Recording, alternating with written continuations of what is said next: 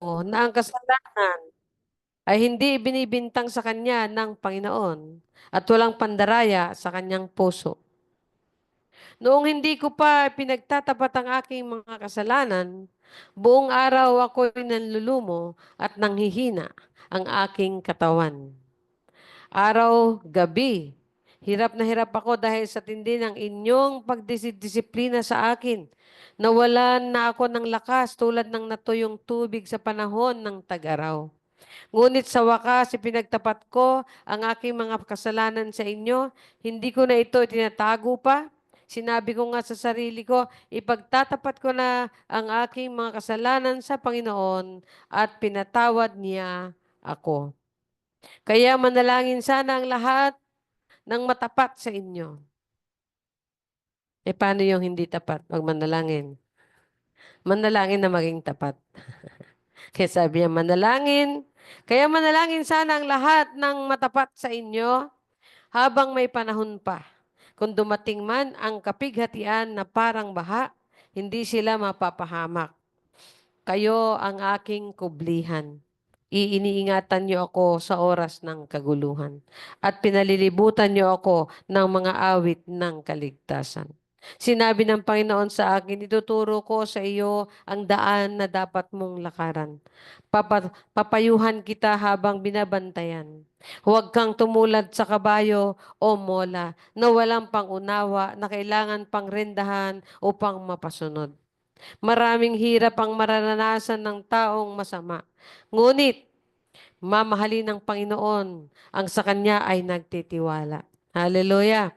Kayo mga matuwid, magalak kayo at magsaya sa Panginoon. Kayo mga namumuhay ng tama, sumigaw kayo ng sagalak. Hallelujah! Praise the name of the Lord. Hallelujah. Tayo manalangin. Noy.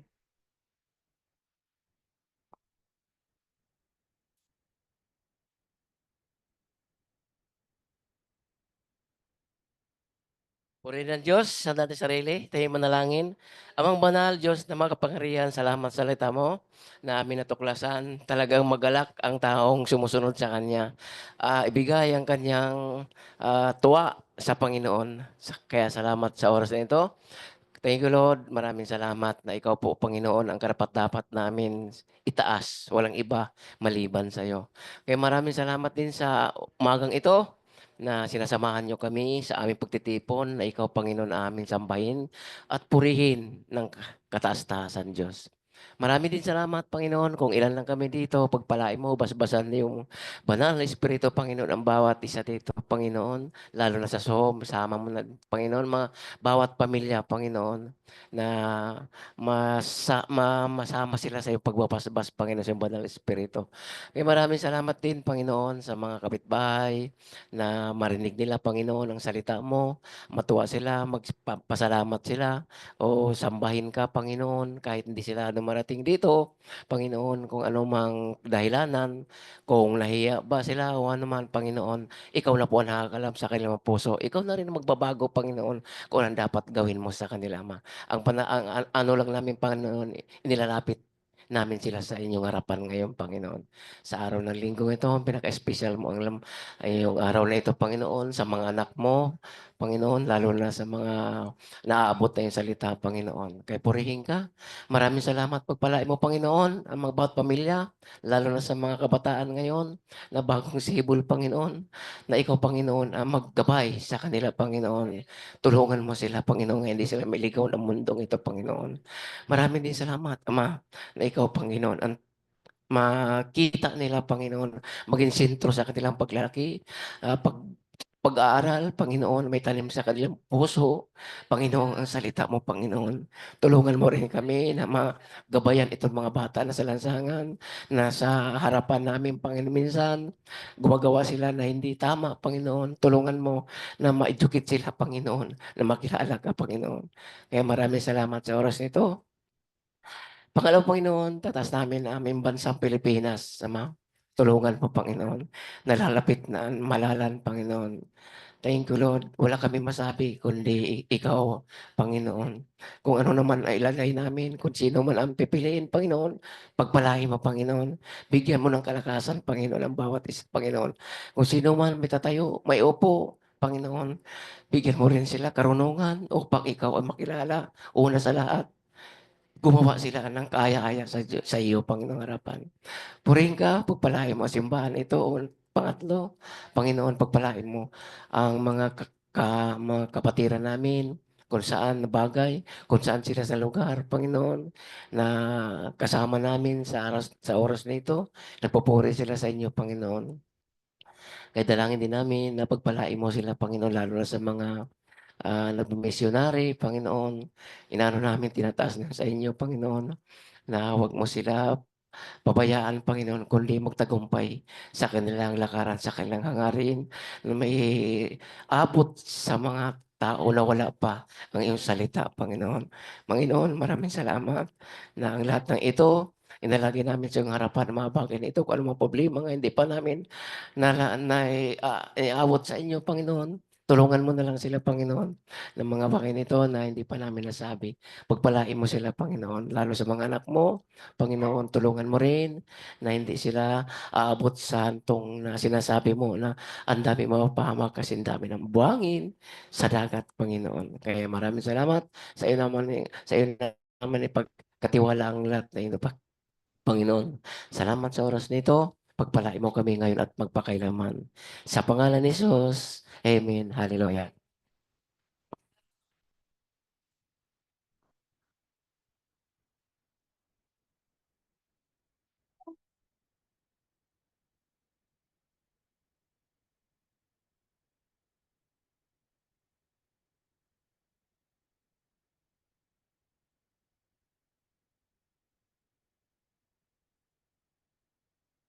Bang hindi karapat-dapat pag-ukulan ng habag at wagas mong pagsinta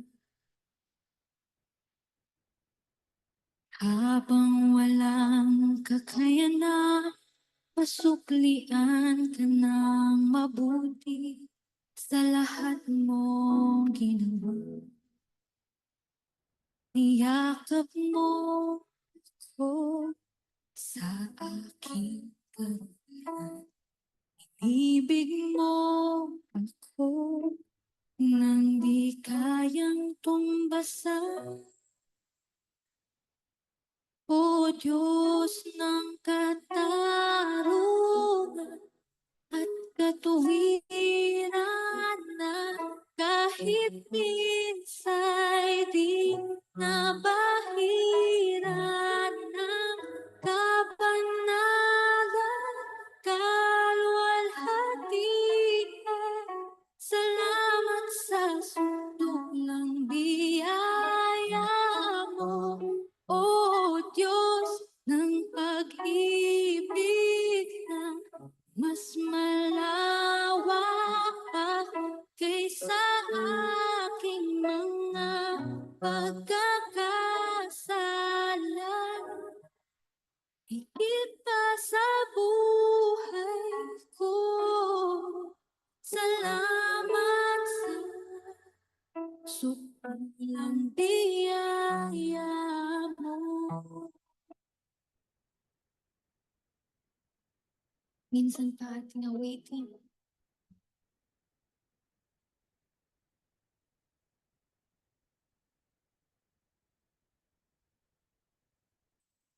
Dapat pag-ukulan ng habag at wagas mo pagsangka habang walang kakayanan, masuklian ka ng mabuti sa lahat mong ginawa. Niyakap mo ko sa aking kahilingan. Ibig mo ko nang di kayang tumbasan, O Diyos ng katarungan at katuwiran na kahit minsa'y di napahiran ng kabanalan, kaluwalhatian.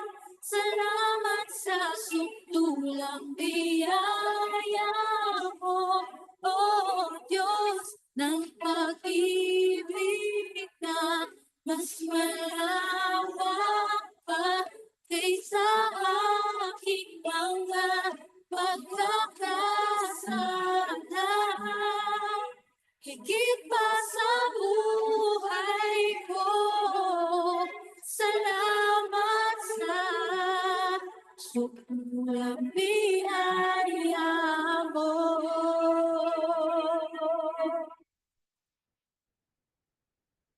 Salamat, O Diyos.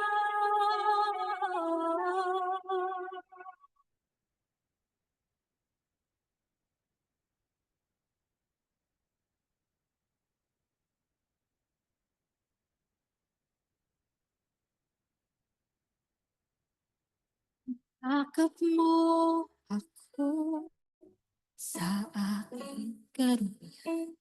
Inibig mo ako nang di kayang tumbasan. Niyakap mo ako sa aking karumihan.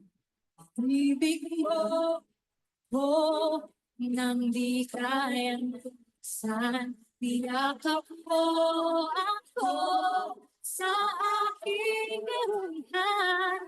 Ibig mo ako, di kayang tumbasan. O Diyos ng katarungan at katuwiran na kahit minsa'y di napahiran ng kabanalan, kaluwalhatian. Salamat sa sukdulang biyaya mo, O Diyos ng pag-ibig na mas malawak pa kaysa aking mga pagkakasala. Higit pa sa buhay ko, salamat sa sukdulang biyaya mo. Nakakarungan at pagbiran na kahit minsa'y di na mahiran ng kabanalan, kaluwalhatian. Salamat sa sukdulang biyaya mo, O Diyos ng pag-ibig na mas malawak pa kaysa aking mga pagkakasala. Higit pa sa buhay ko, salamat sa sukdulang biyaya mo.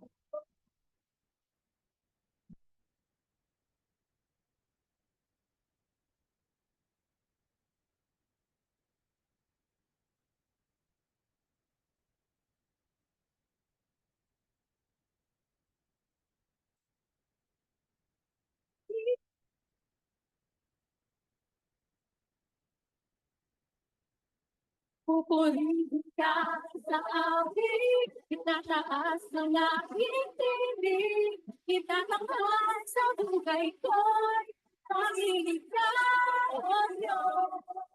Titipan sa kalangitan ang iyong kaluwalhatian.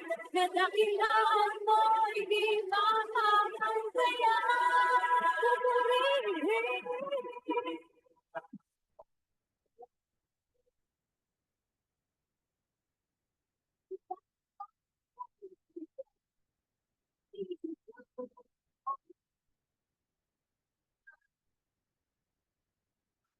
ang iyong kapihan, sa dakilan mo'y di mapapatayan.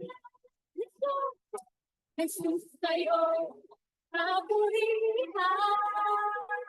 Kaluwanan sa tiyan, Pinoy, at magpakailanman. Jesus sa'yo, Jesus sa'yo, makarangalan.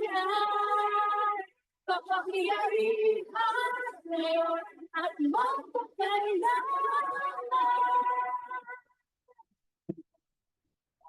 Aawit, itataas ang nakikinig, itatangan sa buhay ko'y tanging ikaw ang Diyos. Itipas pagkalamitan, ang iyong kawanatian, kadahilan mo'y di makapantayan.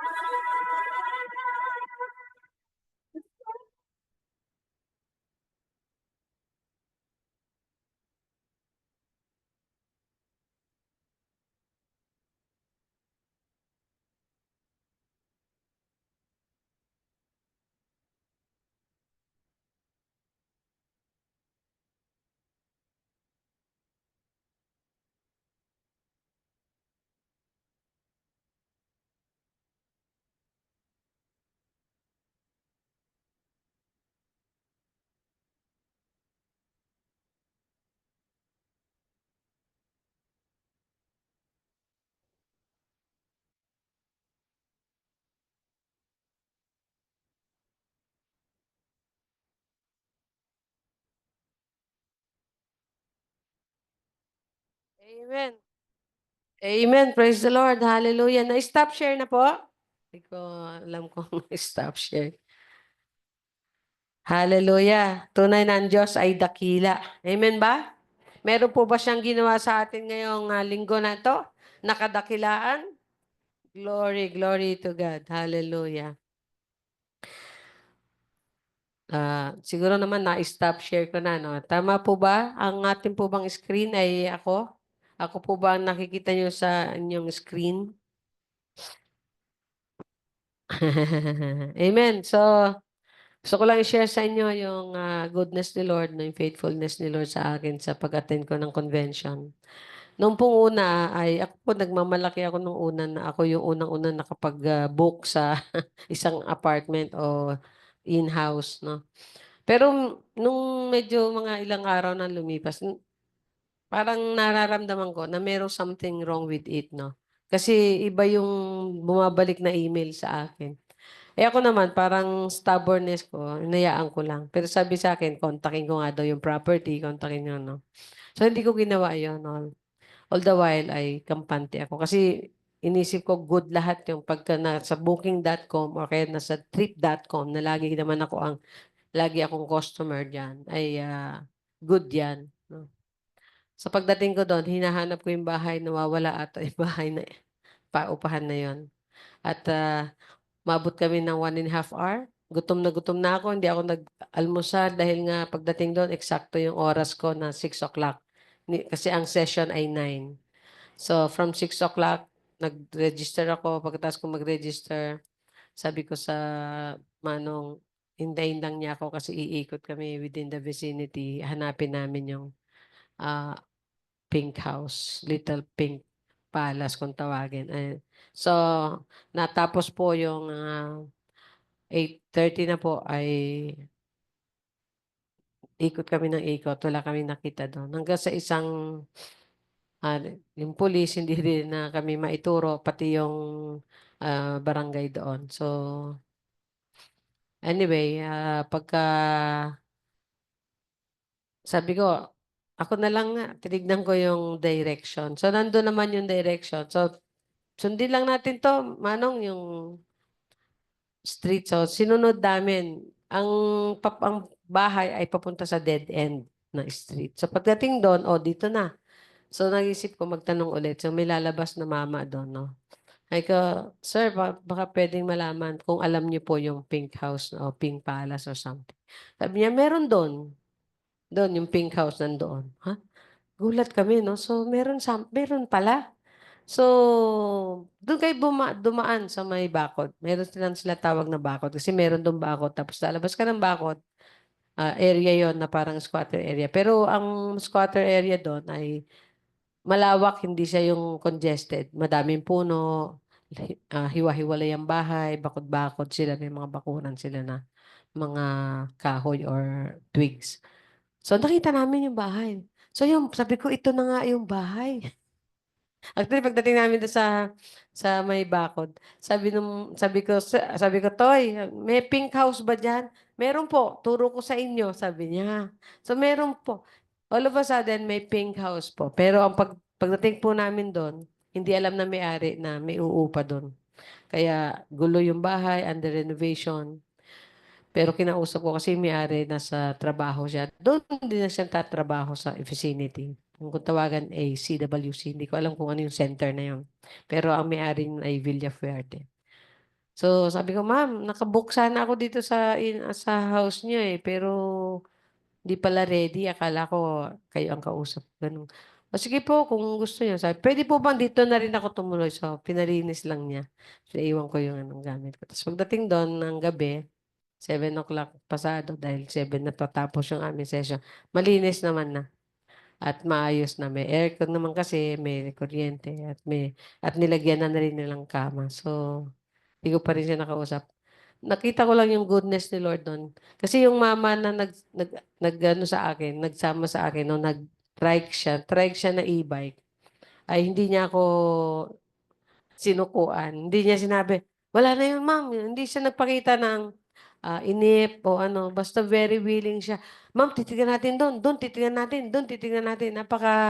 Very accommodating, very kind siya. Ano. Although hindi ko na siya nabalikan. Binigyan ko lang siya ng 250. Siguro naman okay na yan. Nag-ikot-ikot kami. Ikot-ikot lang naman kami doon sa vicinity.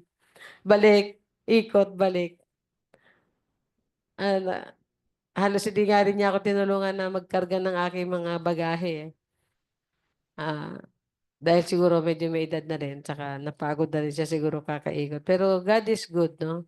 Actually, ibig sabihin, hindi naman ako, kung binigo man ako sa booking, hindi ako binigo ni Lord.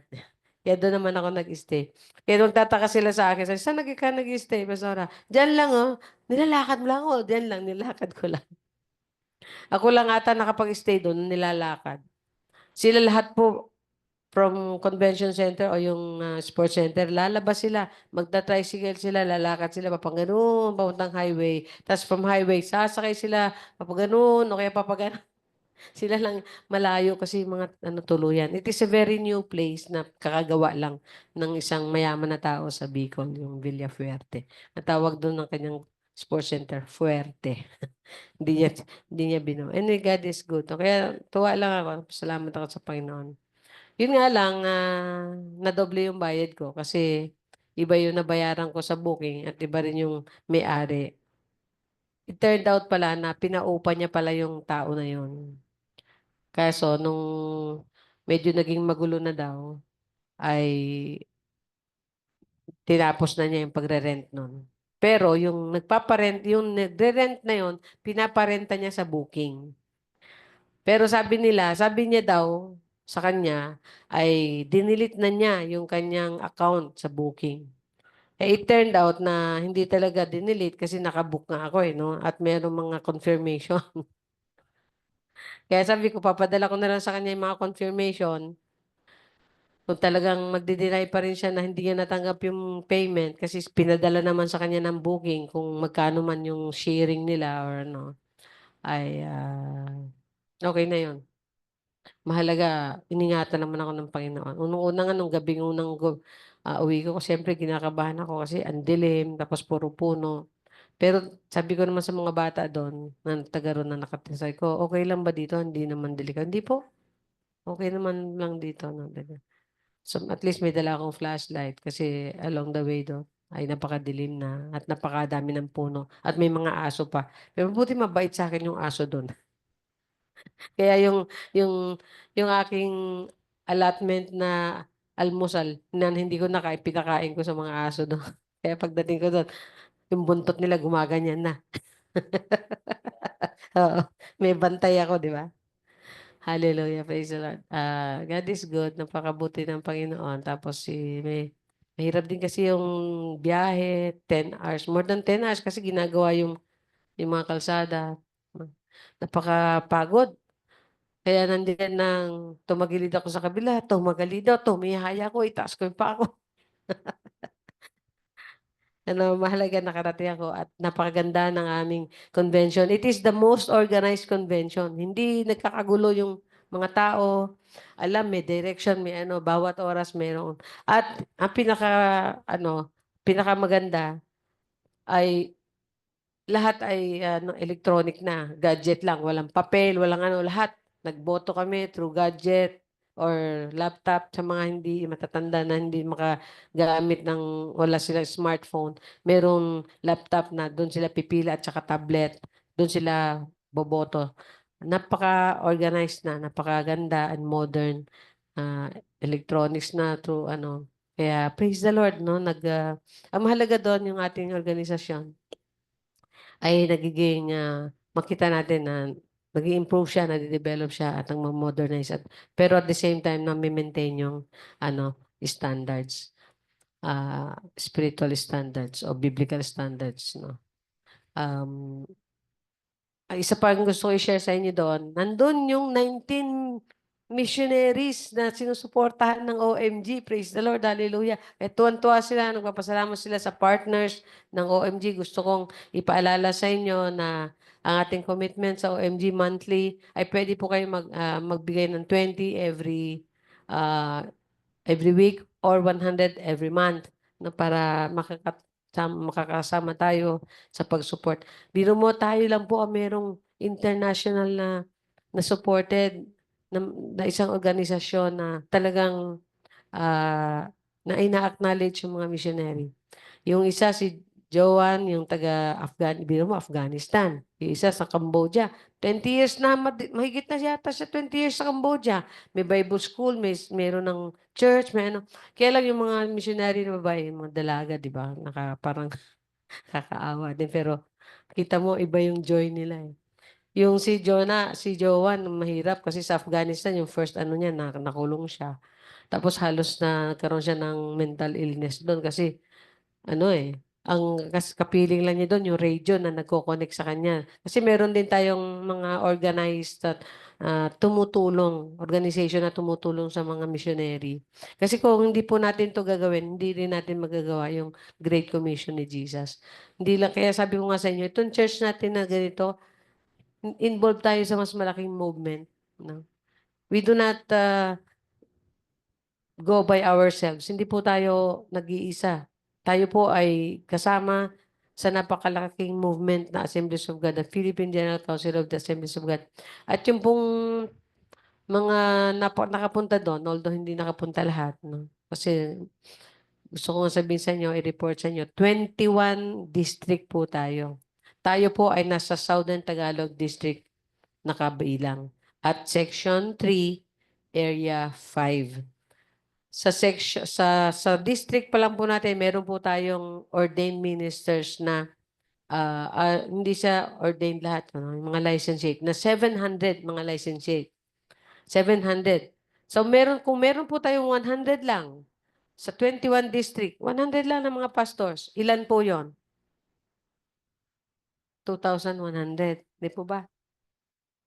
Kung sa 100 lang. Kung sa 200 times 2, meron tayong 400, 4,200. Di ba? Na mga pastor. Sa buong Pilipinas po yan. Kahit nga po sa Marawi, meron tayo doon. God is good. God is great. Talaga ang dakila ng Diyos. Kaya nga sabi ko sa inyo, your prayers, your presence, no, and your offerings, no, belong to a greater movement. Kaya masaya po tayo. Kung makita nyo yung napuno yung stadium, yung sports center na yon ng 1,700 na believers. Kasi hindi naman lahat nakapunta eh. Medyo, alam niyo na, dahil may mga budget constraints, di ba? Kung kami nga na taga Luzon, pupunta sa Bicol, alam niyo po ba magkano? Babayad ka. Pag convention is at o kaya pangkaraniwan ng edad mo, 4,000 po yung sa convention. Eh dahil ako senior at saka early bird ako lagi, yung 3,000 ng early bird, pag senior, minus 500, 2,500 lang. Di ba? Ang laking grace ng Lord yon. Sukdo lang biyaya talaga. Tapos yung aking pamasahe, imbis na 1,000 plus, 800 plus lang. Pabalik ka, 700 plus lang eh, di ba? God is very good. Talaga. Although yung aking naging 3,000 yun. Wow, 8 plus 1,500, no? Okay lang yun kasi sa hotel, 4,000 din naman po yung 3 araw eh. Ganon din po yun. Kaya okay lang sa akin. At least solo ko yun. Pag sabi ko, Toy, painit mo nga ako ng tubig. O, may taga-init pa ako ng tubig. Nag-init talaga ng tubig. Si shower doon malamig eh. Galing ako sa biyahe. So God is good, no? God is great. Purihin natin ang Diyos no, sa ginagawa ng Panginoon. At ang STDC po, hindi lang po, pati yung PGCAG, hindi lang po mga Pilipino, ang pastors natin, mga nasa Dubai, nasa Cambodia, nasa ah, Japan, nasa Singapore, lahat po may mga pastor po tayo doon na mga ini-recognize natin at nililisensyahan po ng ating distrito. Sa distrito pa lang yan kung sa General Assembly pa. Di ba? Mas marami po. Hallelujah. Ngayon po ay puri ng Diyos sa ginagawa niya sa Mindanao. Kapag po ang ating mga kasin doon ay tumalima na kay Isa Almasi o kay Jesus Christ the Lord, ay mayroon tayong mas papadala na missionary na kapwa din dating Muslim o Muslim. Na. Hindi naman sila kailangan magpalit ng relihiyon eh. Kung magkaroon lang sila ng relasyon sa Panginoong Hesus, okay na yon. Para makakapasok sila sa mga kamusliman. Kasi yan na lang po talaga. Napakahirap po talagang anuhin. Kasi sila po, ginaganyan po nila yung mga ating mga missionary. Buti nga ngayon, medyo tumagal-tagal na panahon na wala silang ginaganyan. Pero nung mga una natin mga pinadalan, ako po. Ubus na ubus. Kaya nga sabi ko, Lord, pag hahayaan mo maubos yung missionary, paano pa? Di ba? Kaya ngayon, biro mo, meron tayong 19 na sinusuportahan ng missionary. Wow, God is good, no? Magkano ang gastos sa ibang bansa? Dollars po. Kaya natuwa sila na nagkaroon tayo ng project, na naging project yan ng ating head, ng ating tinatawag na General Superintendent, na OMG, yung tinatawag na One Mission Giving. Kasi ibig sabihin, yung pinupool natin yung resources natin. Kasi kung merong member tayo, sinasabi ko nga sa inyo, kung meron tayong member na sa kabuuang Pilipinas, meron tayong membership na pagpalagay natin na 5,000 na mga Assemblies of God. Kung magbibigay yan ng 10, meron po yung 5,000, magdagdag ka ng 10, magbigay ka ng 10, ilan po yun? 50,000 pesos po yun. Oo. Kaya, praise the Lord. Hallelujah. Kaya, napakabuti ng ating Diyos. Ha? Okay, so it's your time to give glory to God. Sorry, medyo tumagal kasi excited ako. Gusto ko i-share sa inyo ang ginagawa ng Diyos sa ating denomination. Amen? It's your time nga to give glory to God.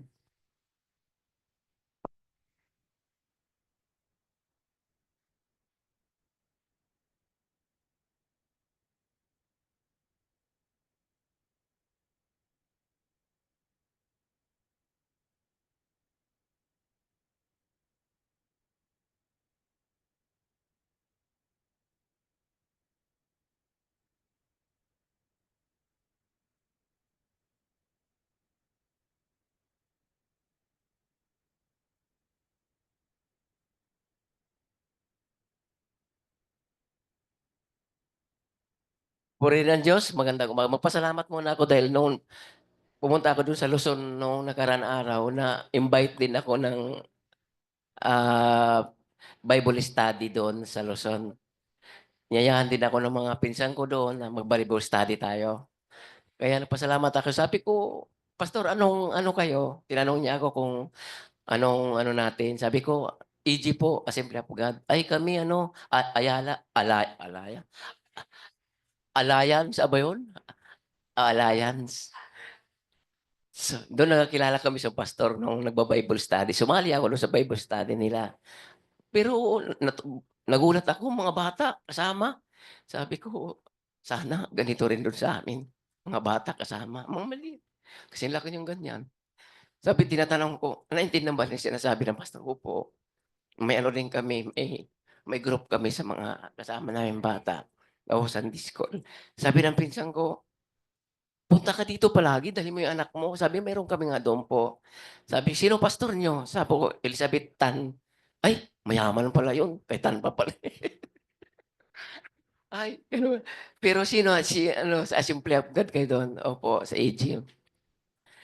Doon ako nakatingin sa kanila na mas maganda talaga dito, dahil mga bata, nagpo-produce ng nag-ano talaga sila, nagko-comment talaga. Sabi ko, tuwing ba kayo dito nagbo-Bible study, itong Biyernes, opo, sila lahat yon.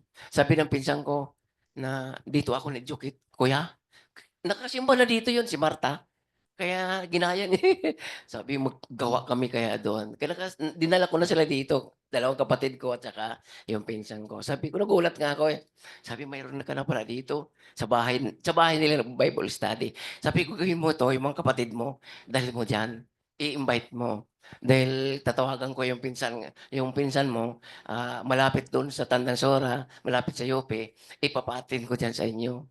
Kasi yung dati ko inatinan, patay na kasi yung pumupunta dito sa atin, si Pastor Ray Bureles. Kaya tinawagan ko na isang gabi, punta kayo doon sa Luzon tuwing Biyernes, kayo Bible study doon sa kay Marta, tuwing Biyernes ng gabi. Kaya inabot kami doon 2 oras, gabi na ako dumating nung Biyernes na yun. Salamat ako dahil sa nung din, yung kapatid ko na doon sa Blumentritt, nung nadala ko dito, nagkaroon din siya na doon. Sabi ko, hindi talaga ang Diyos nag-ano. Pag nagsisira ka na magagaya din nila. Sabi ko, kapatid, mag-ano ka dito ng sa bahay mo. Kaya nag-ano din siya na doon. Ang importante doon, may pastor doon, nagpepresenta na akayin sila doon sa may malapit sa palengke ng Blumentritt. Andun siya nag-alaga ngayon. Sa akin lang sabi ko, di ko akalain na lumalaki pa pala yung sinisira natin. Hindi natin alam. Di ko rin alam na mayroon na sa Muson, may nasa Blumentritt. Pero ang napipre ko yun dito sa Pangpalay. Yung isang kapatid ko na namatay yung pamangkin ko. Isa rin palagi ko pinupunta na mag-ano kayo dito sa bahay niyong Bible study. Ano yung mga anak mo? Kaya binigyan ko silang Bible doon. Kaya pasalamat ako na sabi ko, sana lumago itong porque sa mga anak ko nahirapan ako pero andun pala sa labas, gumagawa ang Diyos. Kaya maraming salamat sa kabutihan ng Lord sa atin. May memory verse lang ako, di ko basahin dahil malabo na talaga mata ko. Dito sa Luke 11 verse 28. Ito yung sabi ni Jesus na mapalad daw ang tao. Tayo lahat na sumusunod sa kanyang salita. Sabi dito, sa 28, ngunit sumagot siya, higit na mapalad ang mga nakikinig sa salita ng Diyos at tumutupad nito. Tayo lahat, hindi naman tayo, nakinig, hindi na tayo nakinig, hindi lang tayo umano sa atin isip, kundi gawin po natin ang ating narinig. Hindi yung sarili natin. Kaya dati ganyan ako eh. Yung nalaman ko lahat ang mga bagay, hindi ko sinishare. Dito na ako namulat sa katotohanan. Dito na ako natuto mag-share. Dito na ako malakas ang loob ng mga Bible study sa mga gusto magpa-Bible study sa akin, sa mga pasaheros ko. Doon ako natuto. Kaya sabi ko, sasabi ko mapalad talaga tayo na nakikinig sa salita ng Diyos. Kaya gawin po natin 'to para, matuwa ang Diyos sa atin. Hindi lang matuwa, pagpapalain pa po tayo. Kaya maraming salamat po. Hallelujah.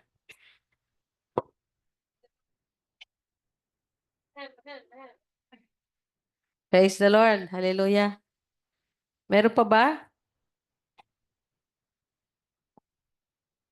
Ayan.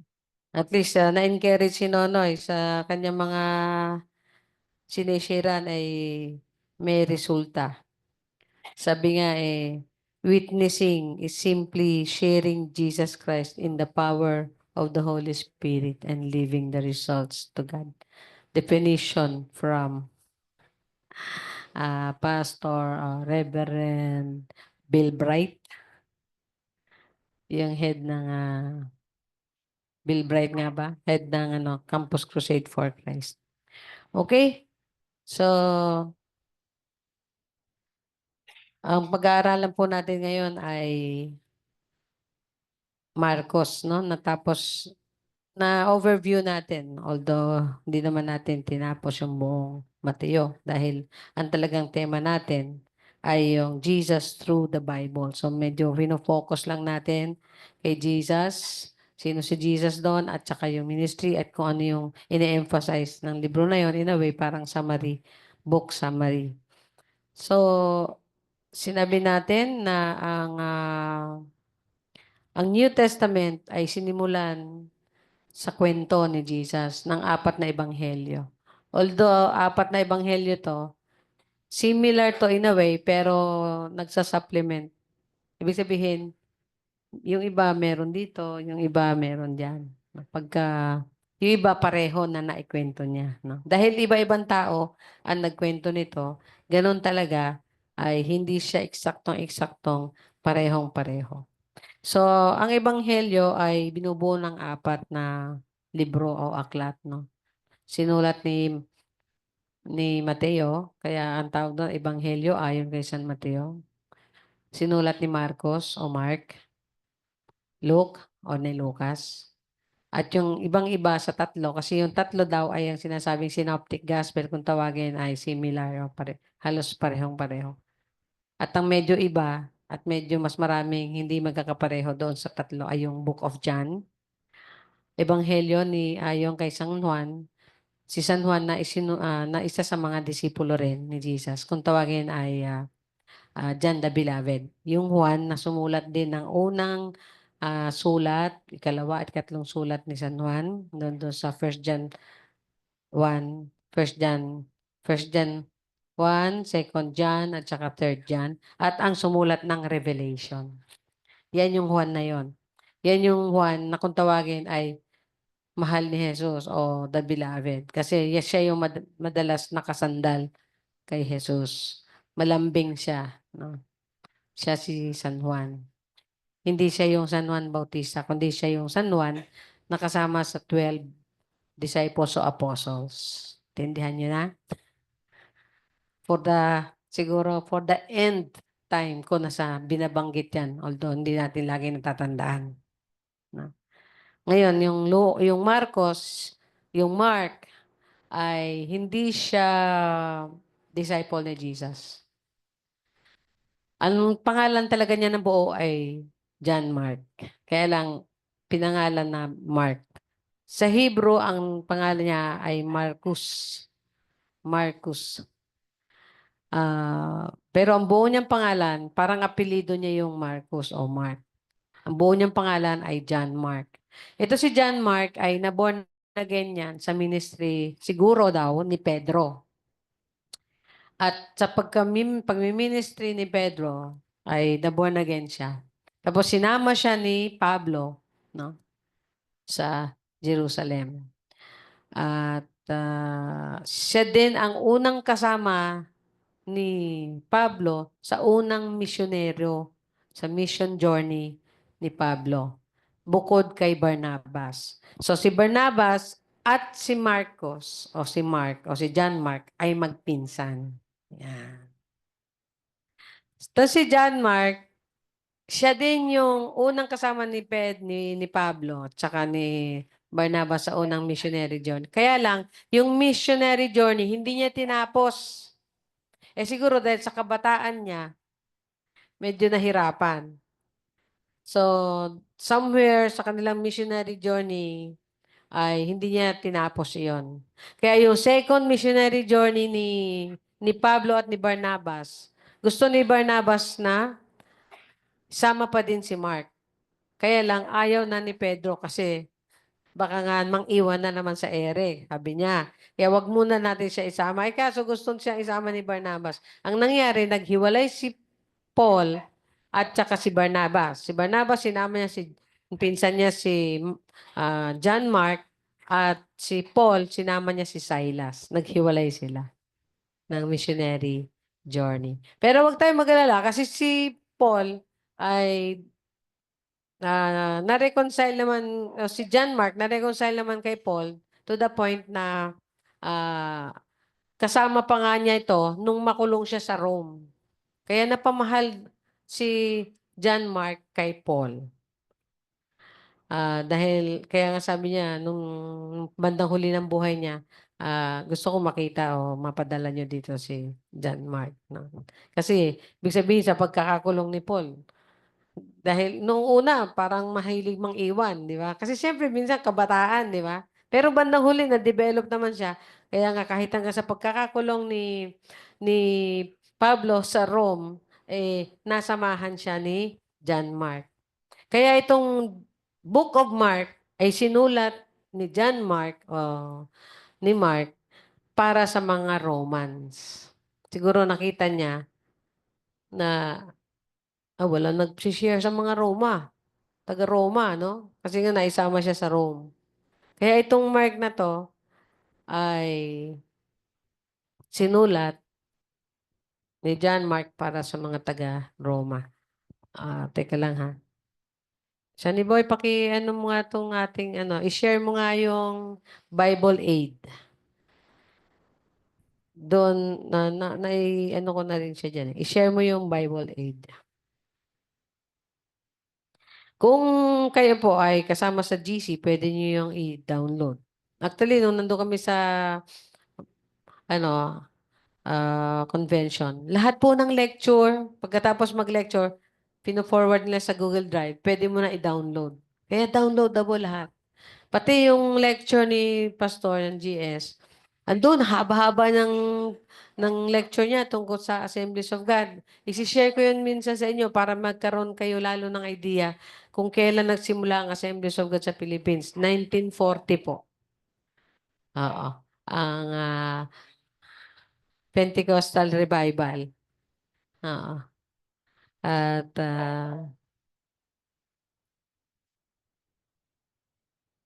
so, okay. So, yan ang Gospel of Mark. It is written by Mark or John Mark for the Romans, para sa mga Romano. At ang author nito na si John Mark ay isang Hudyo. Ang pangalan nga niya ay Hebreo Marcos. Ano? So, makikita natin siya sa Acts 12:12, 25, Acts 15:37. At kaya sa Colossians at saka sa may isa pang account na nabanggit din siya sa Bible or kasama siya sa ni Pablo, no? Ang pangyayari sa kwento niya ay mga AD 29 hanggang 33 kasi nga tungkol kay Jesus ang kwento niya. So buhay pa si Jesus, siguro medyo nalaman na niya yung mga pangyayari o kwento sa kanya ni Pedro. Oo. Pero nasulat niya yon ng mga around 55 AD.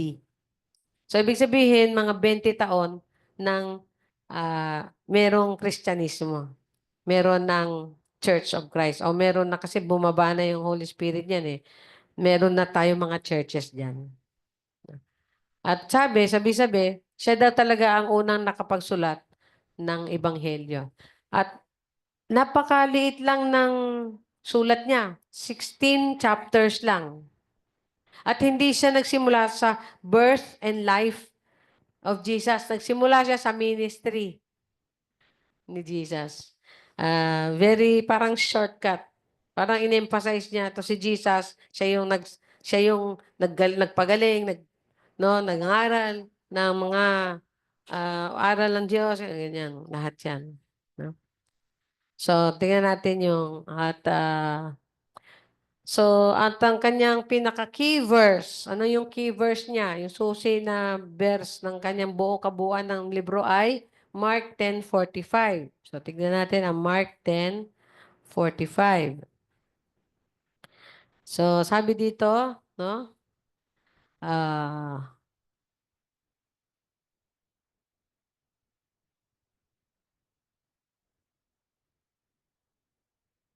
yan ang pinaka-key verse, no? Sabi dito, sapagkat kahit ako na anak ng tao ay naparito sa mundo, hindi upang paglingkuran, kundi upang maglingkod at magbigay ng aking buhay para matubos ang maraming tao. So pinakilala niya dito, present niya o pinortray niya si Jesus as the servant, no, of God. Or sabihin nating servant redeemer. At dalawa ang focus daw sa pagtuturo sa kanya. Yung kanyang service at sacrifice. Yung kanyang paglilingkod at sakripisyo. Doon nakafocus yung ebanghelyo ni San Marcos. Kaya alam natin na sabi nung nakita ko sa FB, si Jesus daw servant pero ang tawag master. 'Di ba ironical? 'Di ba? So, sabi nila, wala daw degree ng teacher, pero ang tawag natin, rabbi o teacher.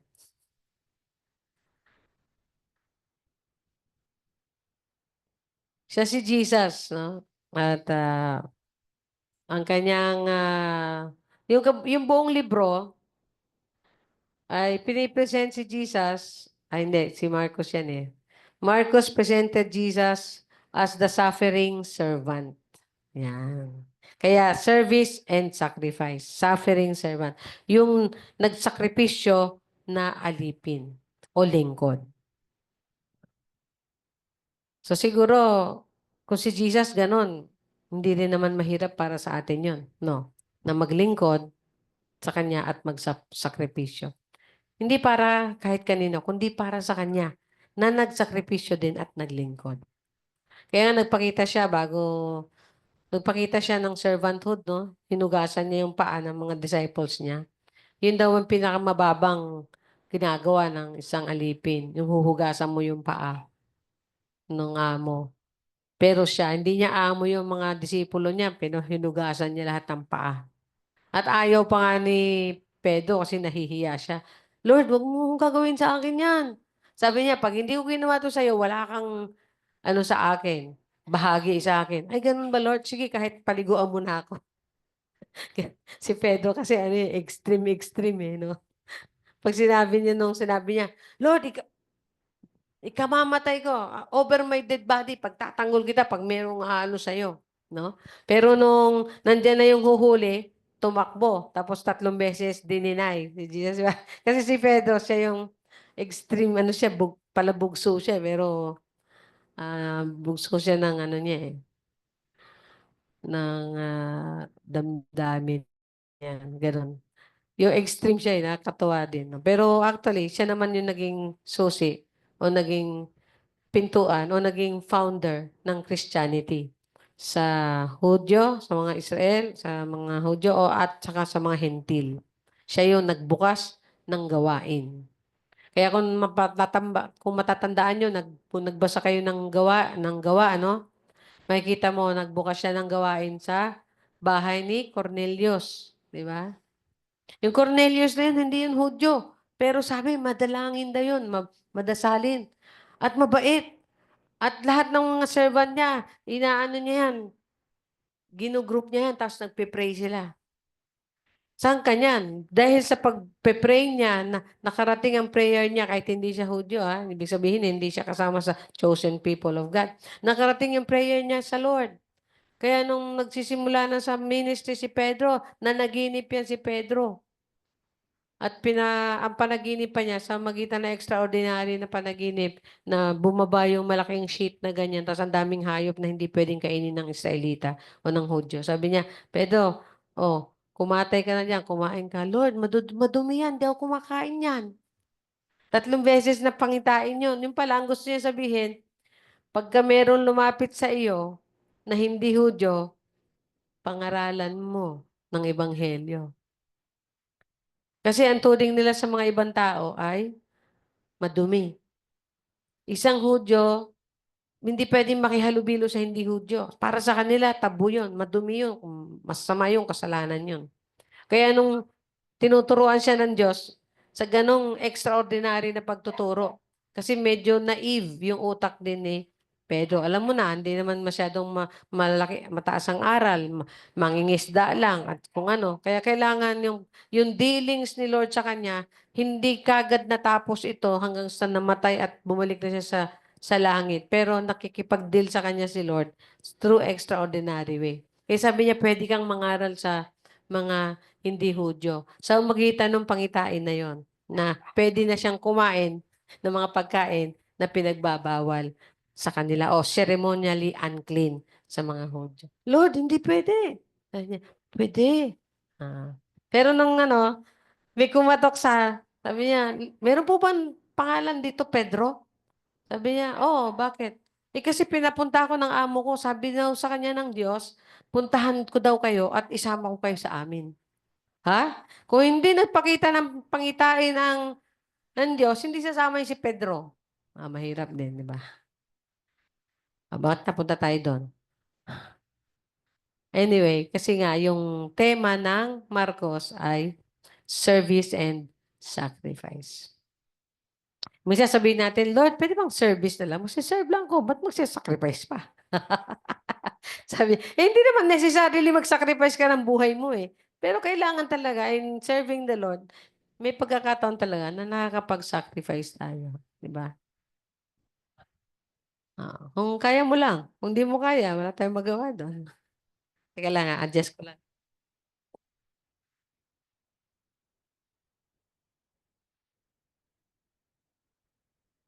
Ayan, para kahit lakas ko yung boses ko, hindi siya feedback. No? So, ano pa? Prinesent din daw ng Panginoon. Ay, ng Biblia naman, hindi na mismo si Mark, ano? Ay, ito pala. Basahin lang natin to. Ah, he portrays Jesus on the move. Para daw on action lagi. Laging nandun, pupunta doon. Laging, pag tinawag na isang tao, pupunta doon. On the move siya. Kaya full of action ang Mark.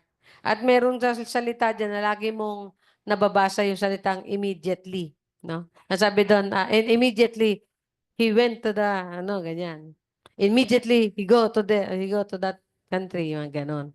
So, kasi pinakita niya na si Jesus is an action person. Hindi siya yung servant na Lord na tutulog-tulog. Hello? At saka madalas na, bukas na lang, mamaya na lang, tsaka na lang, di ba? Hindi natin talaga magawa yun. Si Jesus, yes, Lord. Kung maalala nyo, may kanta tayo na yung, yes, Lord, yes, Lord, yes, yes, Lord. Di ba? Yes, Lord, yes, Lord, yes, Lord, Amen. Tayo, bago makapag-yes, mag-iisip po muna ako. Di ba? Yung lumapit kay Jesus. Ay, may ikakasal kami. Ha? Ganun ba? Ay, magtatanim kami. Ha? Ganun ba? Meron pa sabi, ay, meron pa akong gagawin. Magpapaalam muna ako. Okay. Na. So, alam niya alam ng Diyos. Pero si Jesus, pinakilala ni Mark na on the go, on the move always. Yes, Lord siya. From the beginning up to the end. Pero alam naman natin to, hindi ba nagkaroon ng hesitation si Jesus? Nagkaroon din siya. Kaya nga nag-pray siya 3 times, di ba? Kaya baka sakali, sa ating pananalangin na 3 beses, may himala. At kung wala namang himala sa 3 beses, katulad ng sabi ko nung nakaraan, baka sakali sa 7 beses, may himala. At kung wala, Baka sakali sa 70 times 7, may himala. Laging pito-pito eh, di ba? Pito-pito. Oo, tama po. Tama po. Kasi ang Diyos di naman napapagod yan eh. Kaya lang, meron siya kasing hindi natin lagi alam yung nasa puso't isip ng Diyos eh. Kung bakit minsan hindi tayo basta-basta pinapakinggan. Minsan hindi lahat pinapakinggan na panalangin natin. No? Minsan pero yung hindi natin inaasahan yun naman yung ginagawa niya. Di ba? Eh ang Diyos, Diyos yan eh. Persona yan, hindi yan yung parang bato lang na parang may wishlist ka lang na may wishlist ka lang na your wish is my command na parang genie. Na, hindi po yan. Anyway, Jesus instantly responsive to the will of the Father. No? Lagi daw siya instant responsive. Yung laging, opo. Ngayon po, pag nagutos kayo sa bata, wait lang, di ba? Ang number 1 na pinakasikat na term ng mga bata. Wait lang, di ba? Hindi katulad nung araw, pagka inutusan tayo ng mga magulang natin, lilipad yung tsinelas, lilipad yung sandok, lilipad yung kung ano, hanggat hindi ka tumayo dyan, hindi ka tatayo dyan, Chong! Batok dito, Chong! Ayan. Yung tsinelas madalas, di ba? Sino nakakaranas ng tsinelas? At saka nakaranas ng sampal. Ako, isang sampal, isang tsinelas, nakaranas na. Pero dahil mabait ako, masunod ako, hindi na ako nakaranas after that. Hindi katulad ng mga kapatid ko, paulit-ulit. Pero, ewan ko, bakit sa, anyway, naalala ko lang na si Jesus hindi ganon eh. He ministers to the needs of others, even to the point of death. Kahit na nandun na siya sa krus ng Kalbaryo, inalaala pa rin niya yung nanay niya. O nay, dito ka natutuloy kay John ha? Yun si John na beloved. Yung mahal niyang disciples. At John, turing mong nanay mo yan ha? O sige, kaya sabi ni Biblia, mula noon doon na siya nakatira. Kahit mamamatay na, ang inisip pa rin niya iba. Mamamatay na siya, sabi niya, Lord, patawarin mo sila. Hindi nila alam ginagawa nila. Mga ekme yan eh. Pero patawarin mo sila. Para sa kanila, kaya ako mamamatay. Para sa kanila, kaya ako mamamatay. Kaya, yun na yun. No? Actually, si Jesus eh. Ano na siya eh. Handa siya eh. Di ba? 3 beses siyang umiyak.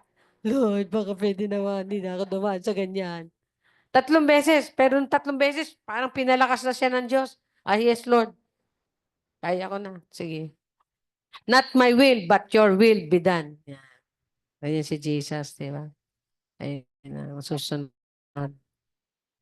Kaya nga no, hinuli niya. Sino ba hinanap niyo? Ako yon. O bakit ngayon ayaw niyo ako hulihin? Ako nga yun eh. Nung sinabi niya, kayo po ba si Jesus? Kasi hinalikan siya ni sabi ni Judas, kung sino hinalikan ko, siya yun. Hinalikan niya. Sabi niya, Judas, hinahalikan mo ba ako ng halik ng pagtataksil? Sabi niya, edi huhulihin na siya. Sabi niya, kayo po ba? Nagsabi siya, kayo po ba? Si Jesus ang Nazareno. Ako nga, alam niyo po ba sa kwento ng Diyan, nagtumbahan sila? Nanginig sila, natakot sila. Doon sa salitang, ako nga. It is the very name of God, I am. Nagtumbahan sila. Sabi niya, bakit? Hulihin niyo na ako. Papahuli na ako sa inyo. Kasi kung hindi naman ako magpapahuli, hindi niyo naman ako mahuhuli. Oo. Kaya, hulihin niyo na ako kasi nagpapahuli ako. Kasi kung di naman ako magpapahuli, hindi niyo naman talaga ako mahuhuli. Kasi kung tutusin, pag sinabi ko sa ama ko, Lord, paano ba to hinuhuli ko? Sabi niya, kahit 1,000 anghel, kaya ko yung pagtatatagain dyan, no? 1,000 anghel. In an instant. Di ba? Ito naman si Pedro, laging nagmamayabang. Sabi ko nga sa inyo. Kagad siya. Kinuha niya yung espada ng isang doon, sundalo doon. At tinaga niya yung lumalapit kay Jesus. Pak! Pagtaga niya, natanggal yung tenga. Sabi ni Jesus, ano ka ba? Huwag kang mamumuhay ng ganyan. Ang namumuhay sa tabak ay mamamatay din sa tabak, sabi niya. Kinuha yung tenga, idinikit. O, diba? Hallelujah. Minsan nakikita natin para nakakatawa lang ng istorya, pero true story. It is written in the book of, in God's book, no? Kaya, yan si Jesus, ready to serve. Sabi nga ready to serve. Kaya nga, sabi niya, gawin niyo ito, no? Gawin niyo ito. Alin yon? Yung paglilingkod din. Eh, biro mo, yung pinakamababang paglilingkod ginawa niya, naghugas siya ng paa, tapos pinunasan pa. Kasi pag hinuhugasan, ano yun eh, may timba ay planggana, tapos hugasan yan. Kaskasin, no? Tapos, babanlawan ng malinis, tapos huhugas. Yung paa kaya isa sa mga pinaka nakakadiring hawakan natin, di ba? Pero sabi nila, pinakamarumi daw kamay. Anyway, lagi kayo mag-alcohol. So, by preaching, teaching, and healing, he ministers to the needs of others even to the point of death. After resurrection, he commissioned his followers to continue his work in his power. Servants following in the steps of the master of the perfect servant. No, tayo, mga tagasunod ni Kristo, na nagturing sa sarili niya bilang alipin, ay alipin din. No? Dahil tagasunod tayo ng nagturing ng sarili niya na alipin. Kaya tayo ay okay lang naman na maging alipin ng Diyos. Hello? Eh, Diyos naman yun eh, di ba? Okay lang yun. Pero minsan, yung pride natin, pagka alam natin ka-level lang natin, o kaya yung tao eh mas mababa sa atin. Hindi tayo magpapakumbaba diyan, di ba? Pero tinuro ni Jesus, humble yourselves and the Lord and God will lift you up. Sa lahat ng tao magpakumbaba lang tayo. Kaya nga ako kahit yung pedicab driver eh. Ang tawag ko, sir. Sir, okay lang ba tayo, sir? Eh pagka naman sa Tagalog, paano ba ginagalang ang isang ano, tatagalogin mo yung sir. Kasi pag tayo, mama, parang di no? Mama, pero manong na lang, manong. Ayan. Manong, o kaya kuya, ate, kahit mas matanda tayo, tawag natin kuya. Ayan. Ate. Ayan. Sabi nga ng Amerikano, talaga daw magagalang ang mga Pilipino. Kasi kahit daw hindi niya lola, ang tawag lola. Kahit hindi niya nanay, tawag nanay. Kahit hindi niya kapatid, tawag kuya o kaya ate. Di ba? Di ba? Bunso? Hindi na yung bunso eh, kasi mas bunso na yung mga anak ni, ni Star. Praise the Lord. At, ato pa, sige, pwede ba itaas natin yan, darling ko? Sige, matataas ko yan eh. Tama ba? O, di ba nataas ko? Ayan, yan. Ay, natapang gando na lang pala. The Lord is presented as an active, compassionate, and obedient servant. Sa Tagalog, Noy. Ang Panginoon ay paano ba yung presented? Iprinisenta dyan sa libro ng Mark bilang aktibo, compassionate, mahabagin, at masunurin, alipin, obedient servant, na lagi o constantly o hindi na napapagod na nagmiministeryo sa physical at spiritual na pangangailangan ng lahat. No? Physical. So, ang Lord, hindi lang concern sa spiritual. Baka sabihin natin, concern lang. Kaya may ibang pastor, masyadong extreme. Sa spiritual lang nakatuon. No? Pero kailangan din yung physical. Kung natatandaan natin, pinakain niya yung mga Hudyo na 5,000 na Hudyo. Tapos yung mga hintil, pinakain niya 4,000 na hintil. 9,000 all in all. Pinakain lang niya ng kaprasong isda at tinapay, pero pinakain niya sa libo-libo. No? Grabe yung miracle na yan. Ano? Hallelujah. Ganyan ang Panginoon. Gusto ko basahin niyo yung buong Marcos. Tapos, guhitan niyo doon yung maaring makakaroon kayo ng mga katuruan na, Lord, ganito ba ako dapat? O hindi ba ako ganito? Dapat ganito ako. No? Gusto nating maglingkod sa Panginoon. Di ba naalala natin, meron tayong ah, awit na, make me a servant, humble and meek. Lord, help me lift up those who are weak. Naalala niyo yung kanta? Yun yung awit na panalangin ng mga gustong maglingkod sa Panginoon. Ako, nagsimula ako na gusto ko lang talaga siyang makilala. Hindi maglingkod. Makilala lang. Pero it turned out na gustong hangko maglingkod sa Kanya. Pero hindi ko rin gusto magpastor. Gusto ko maging misyonaryo. Pero it turned out na gusto ng Lord maging pastor ako. Kasi siguro nakita niya, ay, thank you, thank you. Kaya pala tumunog. Oo nga. Salamat. Buti na lang. Okay. Praise the Lord. Hallelujah. So siguro, in the end, magbasa tayo ng,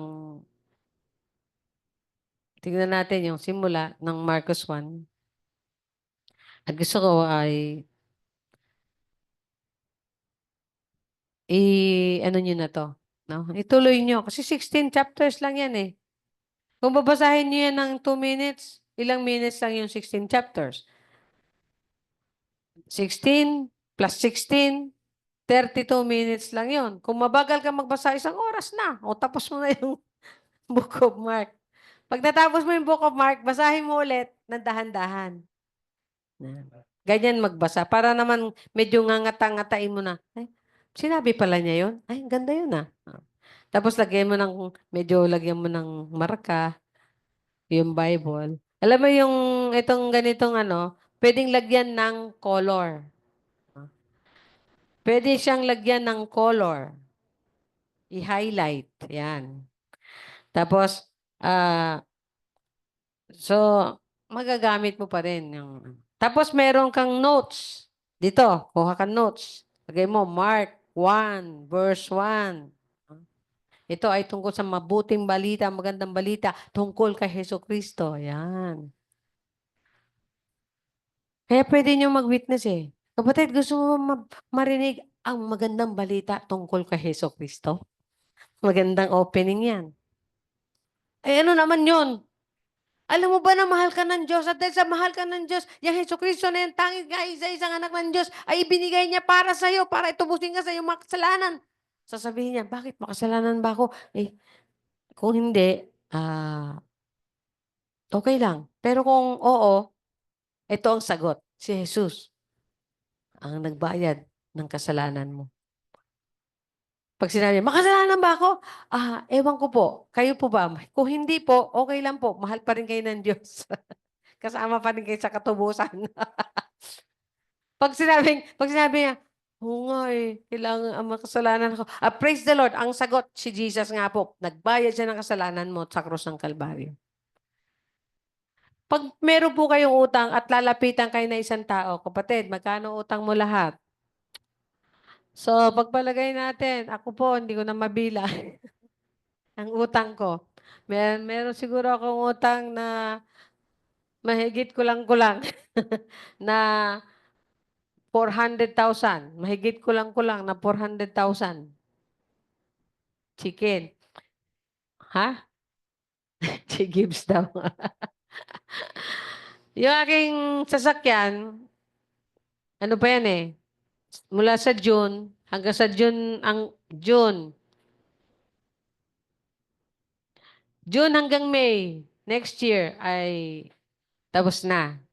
So times 10,000 yun. 10,280. So magkano yung utang ko na yun, di ba? Times 12 pa yun. Eh, hindi lang times 12 kasi ano pa lang ngayon eh. April. Ay, May pa lang. Babayad ako ng pang May. Tama, pang May na, no? So June na next month hanggang May, 1 year na lang. Praise the Lord. Woo! Hallelujah. 100,000 na yun. Sa GSIS, may utang ko na mga 90 plus. No? Sa, wala sa pag-ibig. Sa, wala. Itong church natin, dito nababayaran. Mula anong year yon, Bena? Buti, hindi tayo pinapaalis. Magkano lahat to? 200 plus thousand. Oh, 200 plus thousand to. Kasi ang area nito, 44 square meters. Hanggang dyan sa paso na yan. Yung doon, extra lang yun. Extra giveaway. Ayan, sukat niyan is 4 by 2, at least 8 square meters pa yan. Oh, yung may hagdanan tsaka space. Di ba? Yan. Biyaya ng Diyos yan. Pero kung papatigasan ako ni Bena na ayaw niya na may hagdanan dyan, ay, tanggalin mo yung hagdanan dyan. Magkaaway na tayo. Ayoko niya may hagdanan dyan. No? Di ba? Paano ako papunta dito? Hagdanan, lalagay ko na dito sa loob. Yun, tataniman na lang. Kasi hindi rin ako papayag. Nalalagyan niya na structure yan dahil nasa harapan ko yan. Oo. Hindi, ang daanan kasi nasa gitna eh. Tapos yung space na yun, taniman. It is a, open space. So, praise the Lord. Ito ang magandang balita tungkol kay Jesucristo na anak ng Diyos. Nagsimula ito nang matupad ang isinulat ni Propeta Isaias tungkol sa sinabi ng Diyos sa kanyang anak. Ipapadala ko ang aking mensahero, mauuna siya sa iyo upang ihanda ang dadaanan mo. Maririnig ang kanyang sigaw sa ilang na nagsasabi, ihanda ninyo ang daan para sa Panginoon. Tuwirin ninyo ang mga landas na kanyang dadaanan. Ngayon, sa sinishiran mo, sabihin mo, gusto mo bang ihanda ang daan o ang buhay mo sa Panginoong Jesus? No? Gusto mo ba?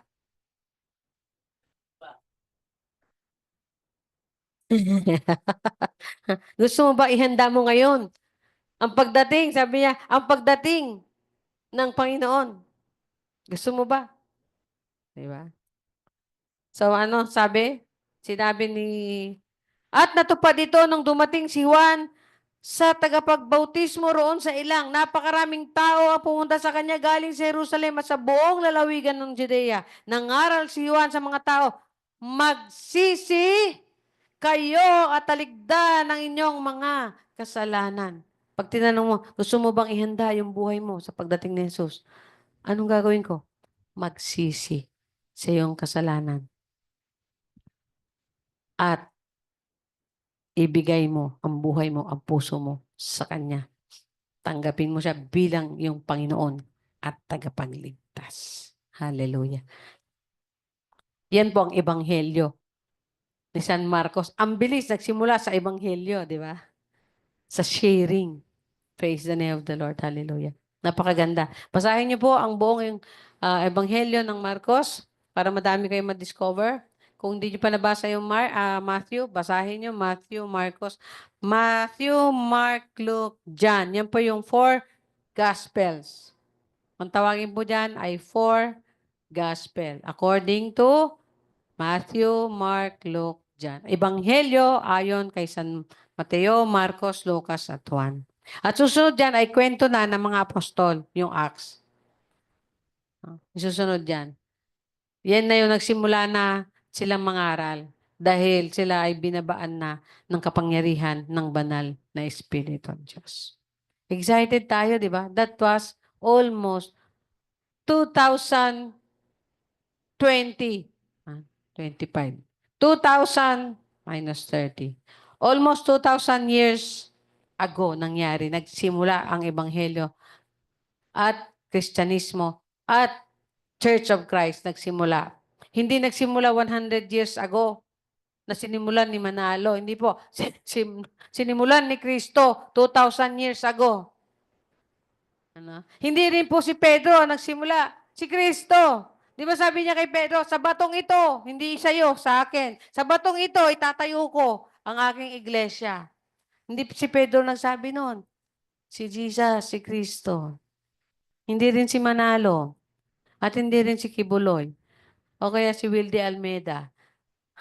O kaya si Santos, yung Luis Santos, yung may-ari ng Friends Again. May church dyan, di ba?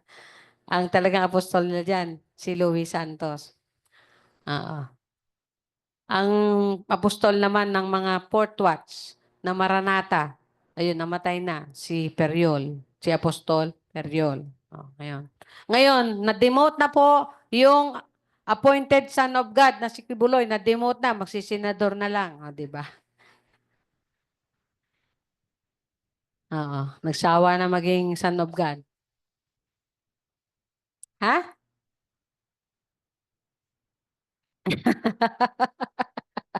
Ha? Na-demote. Ayoko ma-demote. Lingkod na nga ako ng Diyos, magiging ako lingkod ng bayan? Hindi lingkod ako ng Diyos. Hindi ako lingkod ng bayan. Kasi naglilingkod din naman ako sa bayan dahil mas taas yung ang aking authority. Lingkod ako ng Diyos, di ba? Eh sila lingkod lang ng bayan eh. Ako double. Lingkod ng Diyos at lingkod ng bayan. Ha? Nga.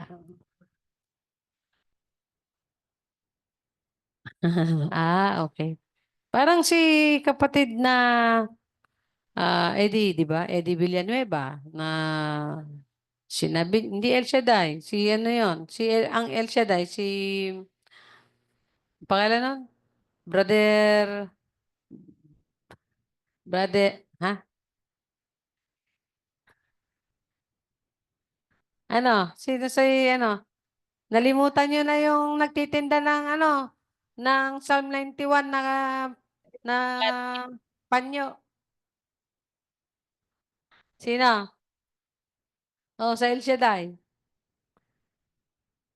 Eh, nalimutan yung mga kabaw na yung mga tao dito eh. Wildy Almeida, yung ano yan, yung Jesus Miracle Crusade. Kasasabi ko lang kanina eh. Dapat alam yun ni pinanggalingan yun ng organisasyon niya eh. Oh, nalimutan niya. Sino yung humiwalay sa kanya? Na pari nyo. Naghiwalay yan eh. Dalawa yan eh. Nagsusupport dyan kay Brother Eddie. Ba, Eddie rin ba yan? Doon! Oo, naman. Uy, magaling nga yung si Nonoy ah. Kaya nga alam dapat niya yun kasi yung kanyang sinirbihan na humiwalay dyan na, kasi ano yan eh, ang pangalan na organisasyon nila, di ba, ano? El Shaddai. Ngayon yung humiwalay, ano yung pangalan ng humiwalay? Oh, di ba? Sino yun? Si Father? Oh, si Mike, Geriba. Oh, Father Archie Geriba. Alam niya, di ba? Praise the Lord. At saka muntik pa siya magka-girlfriend doon na madre, di ba? Muntik lang naman. Muntik lang naman. Hindi. No offense yung ano lang. Ano lang. Alam mo naman buhay natin. May pagkakataon ng mga ganyan. Kasi nga din yun, ano. Yun na nga yung shalom na eh. Shalom ginawa nilang shalom. Yung isa El Shaddai. Di ba? Sabi ko, sige, sa inyo na si El Shaddai, si Jehovah. Saan ba yun? Sa Jehovah's Witness, di ba? Sa inyo na lahat yan. Eh tayo, Jehovah o Yahweh, okay lang yun. Di ba? Ah. Ngayon, ang kulang ni Brother Mike, ang kulang niya ay, ang itinataas niya talaga din yung Ama. Kaya El Shaddai eh. Pero hindi yung personal na Ama. Itinataas naman nito ni Kibuloy, yung Ama din. Kasi ang ginawa niyang anak siya. Di ba? Hindi na si Jesus. Tapos ang Ama niya si Jesus. Ah, ah, naging descendant. So, pag hindi mo naiintindihan to, hindi ka nagbabasa ng Bible, no? Una, hindi mo naintindihan tayo hindi natin ma-explain pero naintindihan, naniniwala tayo. Hindi natin ma-exact, yung walang exact explanation ng Trinity. Now, we believe in one God, the Father, the Son, and the Holy Spirit. No? Yahweh at Kristo o Christ and the Holy Spirit. Pag hindi natin naunawaan yan, nalilito tayo pati dito sa mga katuroan na nangyayari. Kaya nga nung binautismohan si Jesus, di ba? Sabi niya, Okay, 7. Ito ang ipinahayag niya, may isang darating na kasunod ko, mas makapangyarihan siya kaysa sa akin. Yun ang sabi ni San Juan Bautista. At hindi man lang ako karapat-dapat na maging alipin niya. Binabautismuhan ko kayo sa tubig, ngunit babautismuhan niya kayo sa banal na espiritu. Kaya nga nung nakilala natin si Jesus, sabi niya, alis na ako, pupunta ako sa Ama. Kasi kung hindi ako pupunta sa Ama, hindi namin mapapadala ang banal na espiritu sa inyo, natitira sa inyo. Kasi nga, nasa Kanya. Kaya pagdating niya doon, papadala nila ang banal na espiritu. Makikita natin to. Sabi niya, at pagkatapos nun, sa panahong iyon, dumating si Jesus mula sa Nazaret, nasakop ng Galilea, nagpabautismo siya kay Juan. Si Jesus mismo, nagpapasakop sa mga itinalaga ng Diyos. Itinalaga ng Diyos kasi si Juan. Pero siya bilang tao, nagpasakop siya kay Juan. Bautismuhan mo ako. Sabi ni Juan, wag ako ba't ka naman ikaw babautismuhan ko? Ako nga, kahit nga magtali ng sandalyas mo, hindi ako karapat dapat eh. Sabi niya, pero sabi niya sa ibang, wala dito eh, no? Sabi niya, hayaan mo, marapat mangyari ang itinakda ng Diyos, no? Kasi, itinakda ka na taga-bautismo eh. Kaya magbautismo ka sa akin ng tubig.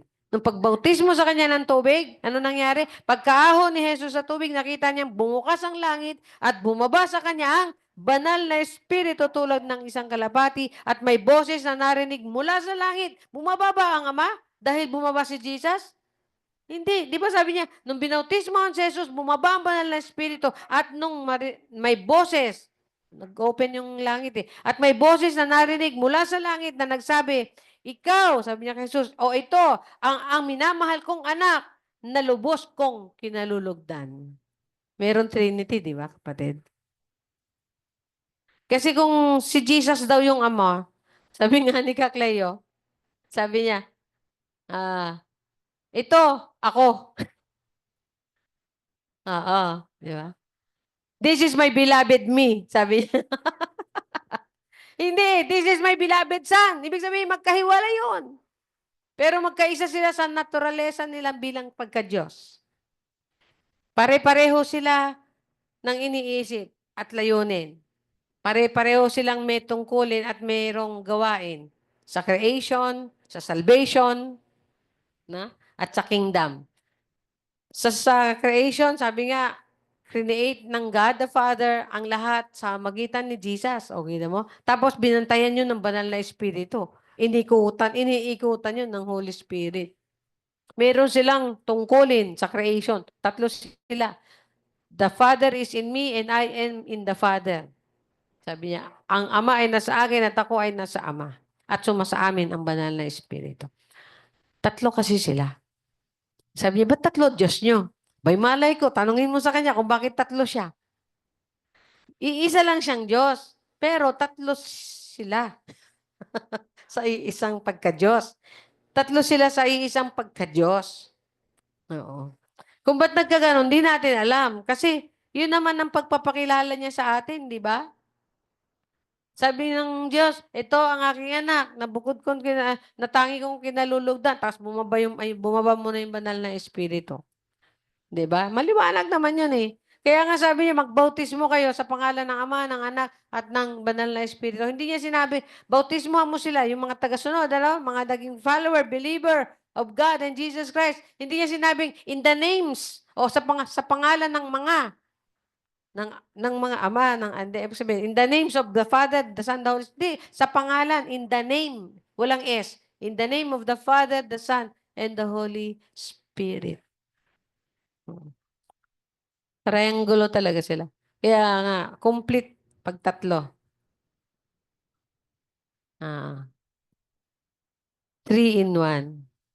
Ah, praise the name of the Lord. Hallelujah.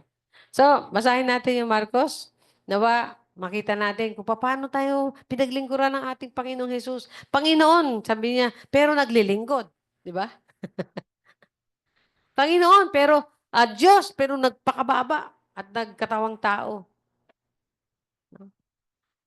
Banal, pero inako niya lahat ng kasalanan natin.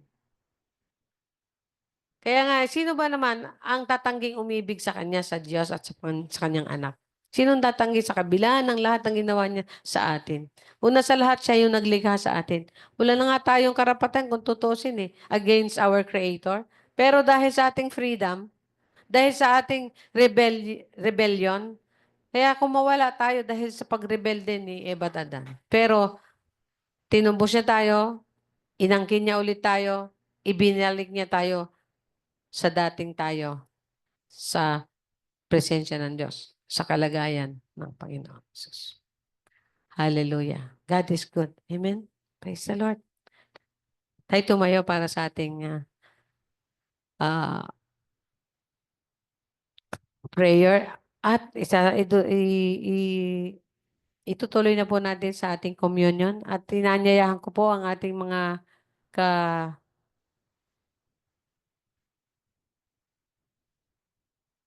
Darling ko, ano nga yung stop share mo nga to. Paki-stop share. Yan. Paki-stop share para mawala yung yan. Praise the Lord. Thank you. So, ihanda rin natin ating sarili sa communion, pero manalangin muna tayo. Diyan ka lang muna, Be. Diyan ka lang, diyan ka lang, diyan ka lang. Stay there. Yan. Salamat.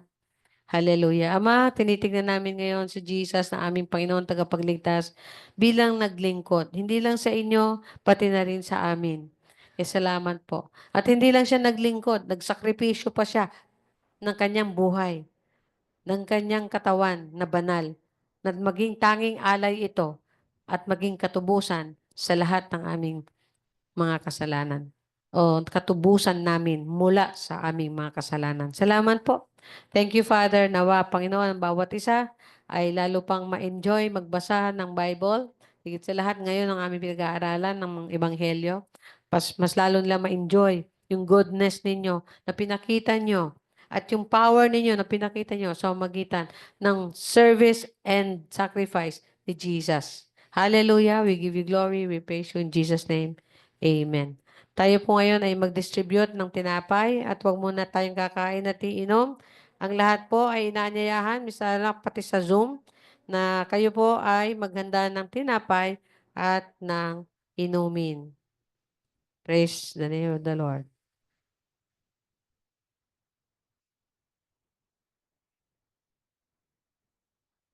Hmm?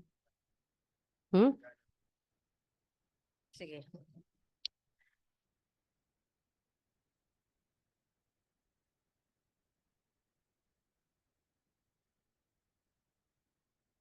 Okay? Huwag po munang kakainin at iinumin. Sabay-sabay po at sa aking signal, para nagutom ka na. Mamaya po, dadagdagan natin yung biscuit.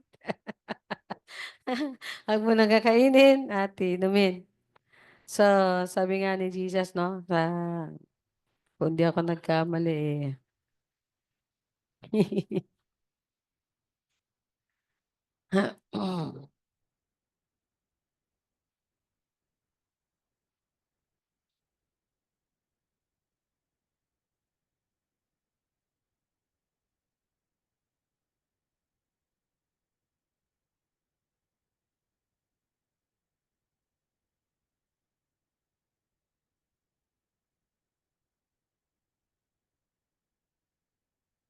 na nagutom.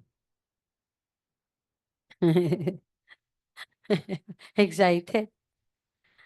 John 6:35, sinabi ni Jesus sa kanila, "Ako ang tinapay na nagbibigay buhay. Ang sino mang lumalapit at sumasampalataya sa akin ay hindi na magugutom o mauuhaw kailanman." Praise the name of the Lord. Hallelujah. Ito ang turo na ibinigay sa akin ng Panginoon at itinuturo ko naman sa inyo. Noong gabing traidorin ang Panginoong Hesus, kumuha siya ng tinapay At pagkatapos niyang magpasalamat sa Diyos, hinati-hati niya ito at sinabi, ito ang aking katawan na inihahandog para sa inyo. Gawin ninyo ito bilang pag-alaala sa akin. Tayo manalangin. Basbasan niyo ang aming pagkain at tinapay na ito, Ama. Salamat. Hindi lang ito, Diyos, basta tinapay. Ito nagsisimbolo sa katawan ni Kristo na naghati-hati o nagsakripisyo, dumanas ng sakit, hirap, palo, kung ano-ano, suntok, dura, alimura, at kung ano-ano pa nahirap. Panginoon, misalo na ang pagpalo ng paghagupit, o Diyos, na nasugatan at kalaunan ay nawalan ng buhay at hininga. Inialay para sa amin lahat. Kaya salamat po sa aming pagkain nito. We are so forever grateful for the sacrifice na ginawa ni Jesus para sa aming katubusan, kaligtasan, at kapatawaran ng lahat ng aming kasalanan. Purihin ka, basbasan niyo ang tinapay ito sa pangalan ni Jesus. Amen.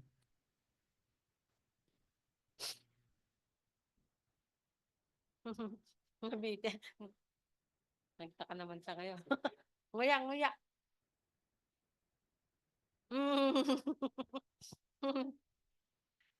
Naiyak siya. Praise the Lord.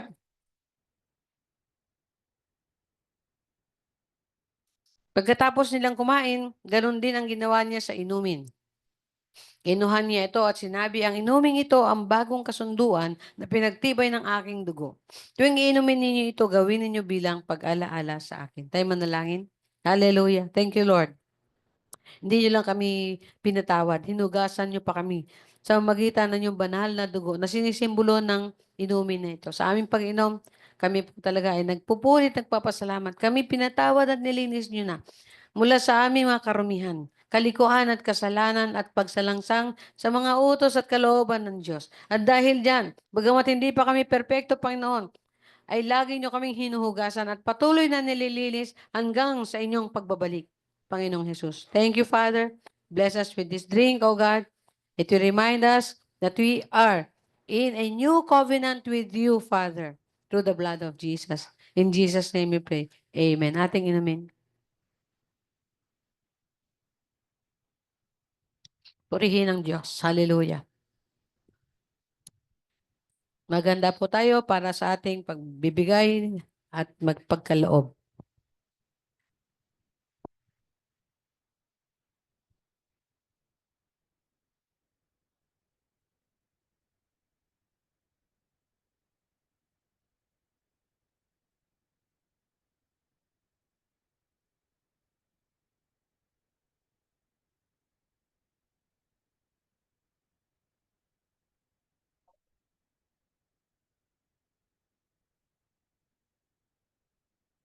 Purihin ang Diyos, ihanda natin ating sarili sa ating pagbigay para sa atin. Meron na ako kunting sabihin na napakaganda talaga yung sinabi natin kanina na dapat tayo ay mag-contribution talaga sa mga nagmi-mission dahil malaking bagay po yun. Kasi kahit saan, kahit naman saan tayo makarinig, ganun talagang ginagawa. Kung tutusin lang, kulang pa nga kung tutusin. Kaya pasalamat ako na patuloy lang tayo magbigay ng kapo para sa Diyos. Purihin ng Diyos, tayo manalangin. Purihin ka, Ama, salamat sa iyong pagbibigay sa amin na mga kalakasan. Una sa lahat, Panginoon Hesus, salamat sa pagbibigay mo ng kaligtasan sa amin. Binigay mo ang sarili mo para sa amin makasalanan. Salamat din sa amin buhay na ito ngayon, Panginoon, na andiyan kami sa iyong harapan. Pagpalain mo po ang bawat isa, Panginoon, na nagbibigay ng pagmamahal sa inyo, Panginoon. Thank you, Lord, sa amin mga pinansyal na aming kaloob sa inyo. Pagpalain mo, Panginoon, na makatulong ito sa mga nangailangan, lalo na sa nagmimisyon, Panginoon. Salamat po, Panginoon. Maraming salamat na ang lahat na ito ng bagay, Panginoon, walang posible sa iyo ito, Panginoon, kundi magtatagumpay ang mga misyonary, ang salita mo, hindi ito babalik sa Israel na hindi nangyayari dito sa mundong ito. Kaya maraming salamat, Ama. Maraming sa pagbigay ng aming pagpapala sa inyo, Panginoon, na ikaw ang pinanggalingan nito. Sa iyo namin yung pagkatiwala. ang lahat, Panginoon, sa pamamagitan ng Panginoon sa pamagitan ni Jesus ngayon at magpakailanman. Amen. Thank you, Lord. Hallelujah. Gutom ka na? Yung pong basket, doon yung ating mission. At yung sa green, yun po yung ating offering. Tithes and offering. Okay po? Nalilimutan na ano ni Nonoy. Magpapagawa nga tayo ng ano yung pinaka-box na stainless na nakatayo dyan, dalawa. So, magkabilaan. May mission, merong tithes and offering. Wala pa tayong pondo Hintay-hintay lang. At saka kailangan na rin nating pagawa yung ating bubong at saka yung paligid ng ating church na ito dahil pagka umulan po ay nagsasalo na siya ng tubig. Medyo malaki-laking budget dyan. At kung mapapansin niyo po, merong electric pan ng ating overhead kasi nasira na rin po to. Mahigit na rin po to 20 na taon. O kasing taon nito nung nandito tayo, no? Siguro mga 15 years din. Ha? Aircon daw. O, tsaka aircon daw. Why not? Coconut, diba? Palagay ko madami magsisimba pag may aircon kasi magpapalamig di ba? At saka gusto na nila talaga face to face na, ano? Kahit siksikan tayo dito kasi malamig, di ba? Praise the Lord, hallelujah. Kasi naman dito yung 35. 35 to 40 kung maayos yung silya. Kasya po tayo dito, malamig pa. Hallelujah, di ba? Okay? Good. So, tayo po ay magdako na sa ating pastoral na panalangin at pagkatapos ay sa benediction. Tayo tumayo. Hallelujah, hallelujah, hallelujah. Salamat po, Panginoong Diyos. Salamat po sa kabutihan. Salamat po sa mga pinapakita niyo sa amin, na kapangyarihan mo, sa patuloy niyong pagkilos sa aming buhay, sa aming mga mahal sa buhay. Salamat po sa patuloy niyo, O Diyos, na pag-alaga sa amin. Araw-araw, Lord, di kayo natutulog, hindi kayo naiidlip. Sa inyo na nanggagaling at pinanggagalingan ng tulong namin. Salamat po. Thank you, Father. Nawa, Panginoon, lalo nyo kaming ma-inspire, lalo nyo kami, O Diyos, tulungan na magpakatatag, lalo nyo kaming tulungan na magpakatapat, lalo nyo kaming tulungan na, O Panginoon, na makasunod kami ng maayos at mabuti, katulad ni Jesus sa pagsunod sa inyo, Ama, ay magaya namin, mahawa kami, o matulungan kami ng aming Panginoon Jesus na maging ganun, maging katulad niya sa pagsunod at paglilingkod sa inyo, Panginoon. Hallelujah. Thank you, Lord. Thank you, Father, sa provision nyo sa bawat isa. Misalo ngayon, mag-aaral, ang mga bata. Thank you, Father, sa mga nagtatrabaho. Patuloy nyo silang pinapalakas. Patuloy nyo pinagpapala yung kanilang pinapasukan. O yung kanilang hanap buhay, pinagpapala nyo ng patuloy. Salamat sa mga may hanap buhay, Panginoon, at nakakapagtrabaho. Thank you. Thank you. It is your blessing, Lord, na meron kaming kabuhayan. Hallelujah. At ganoon din sa mga bata, blessing niyo din, Panginoon, na sila ay nakakapag-aral. Tulungan niyo sila, ingatan niyo sila, Panginoon, sa masama, sa gawang masama, na wow, Diyos, matutunan nila ang makadiyos na pamumuhay. Hallelujah, hallelujah, hallelujah. Katulad nga sabi ni Nonoy, sana magkaroon ulit kami ng ministry sa children, ng Bible study and Sunday school sa mga children. Lord, send workers, send harvesters, send leaders, Lord, for this church. Salamat po. Salamat po. Hallelujah. Hallelujah. Nawa, mapakinggan nyo na yan, Ama. At makapangusap na kayo sa mga taong gustong maglingkod sa inyo. Dinadalangin din namin ang aming bansa, lalo ngayon, eleksyon. Patuloy lang namin ito pinagkakatiwala sa inyo. Huwag niyong hayaan na maligaw ng landasin ang bansang Pilipinas at ang mga Pilipino. Father, nawa ay maka-Diyos pa rin. Ang aming hinihiling ay maka-Diyos pa rin, Panginoon, ng mga leaders. Glory to God. Hallelujah, hallelujah. Salamat sa eleksyon, salamat sa magpa-participate, salamat, Panginoon, sa wisdom, kung sino yun dapat iboto. Salamat sa kapayapaan. Salamat. Huwag niyo hayaan yung mga manggugulo, yung mga magkaroon ng violence, magkaroon, Panginoon, ng atrocities, magkaroon, Panginoon, ng mga magsasabotahe ng eleksyon na ito, Father. Makontrol ng kapulisan. Bigyan mo ng gabay at kalakasan at pagsama niyo sa mga kapulisan at mga military, Father, para ma-keep yung peace and order sa oras ng eleksyon. Hallelujah, hallelujah, hallelujah. Thank you, Father, sa mga mahal namin sa buhay. Nasa ibang bansa, Lord. Patuloy niyo silang sinasamahan at iningatan at pinagpapala, O Diyos, nawa maalala ka nila at makapagbigay sila sa inyo, Panginoon, ng pasalamat at papuri. Hallelujah, hallelujah, hallelujah. Thank you, Lord. At sa lahat ng mga sumamba sa kasama namin, thank you, Father, na naabot mo lalo sila ng iyong mapagpalang kamay. Kung meron mo may sakit, salamat at pinagaling nyo. Meron pong may kabigatan, salamat at inako nyo ang kabigatan na yan at pinagaan nyo para sa Kanya. Kung meron man pong hinaing, salamat pinakinggan nyo, O Diyos. At salamat din sa pag-abot nyo sa bawat panalangin. Hindi lang ngayon na nandito, pati din mga kasama namin na nasa Zoom. At pati na rin sa mga nakakalimot sa inyo, mahigit sa lahat, upang sa ganon, maalala ka nila. Hallelujah. Glory, glory to God. We praise you. We bless your name. Thank you for answering all our prayers. In the mighty name of Jesus. Amen and amen. Taas natin kamay sa buhay na Diyos na si Yahweh, Ama ng aming Panginoong Hesus at aming Ama na rin. Glory to God. Ng aming tagapagligtas at ng bigay ng banal na Espiritu upang lagi kaming samahan, aliwin, palakasin, at bigyan ng kalakasan at kapangyarihan makapamuhay ng bilang anak ninyo sa mundo na ito. Glory to God. Thank you for blessing us now and forevermore. Amen and amen. Hallelujah. Hallelujah. At magandang tanghali. Documentation po, picture. Amen. Nagsimba si mo.